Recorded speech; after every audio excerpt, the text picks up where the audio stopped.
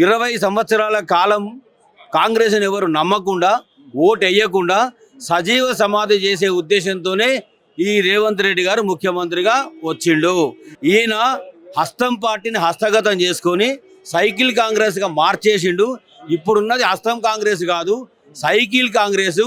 అది పువ్వుతో కూడిన సైకిల్ కాంగ్రెసు.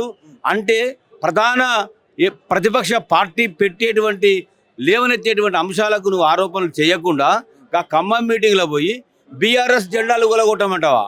నిగిదాను ముఖ్యమంత్రి మాట్లాడాల్సింది. నేను అడుగుతా ఉన్నా డీజీపీ గారిని, శివధర్ రెడ్డి గారిని, అయ్యా నువ్వు అనేక మీద చీటికి మాటికి కేసులు పెట్టి అనేక రకాలుగా సతాయిస్తూ ఉన్నారు కదా, మరి నేను అడుగుతా ఉన్నా ఇవాళ జెండా బీఆర్ఎస్ గద్దెలు కూల్చండి, తోసేయండి, అడ్డం వస్తే ఏదైనా చేయండి అనేటువంటి విధంగా రెచ్చగొట్టే విధంగా లా అండ్ ఆర్డర్ను విధ్వంసం చేసే విధంగా ముఖ్యమంత్రి మాట్లాడినప్పుడు చట్టబద్ధమైనటువంటి చర్యలు ఎందుకు లేవు? మీరు కేసులు ఎందుకు నమోదు చేయరు? మీరు యాక్షన్ ఎందుకు తీసుకోరు?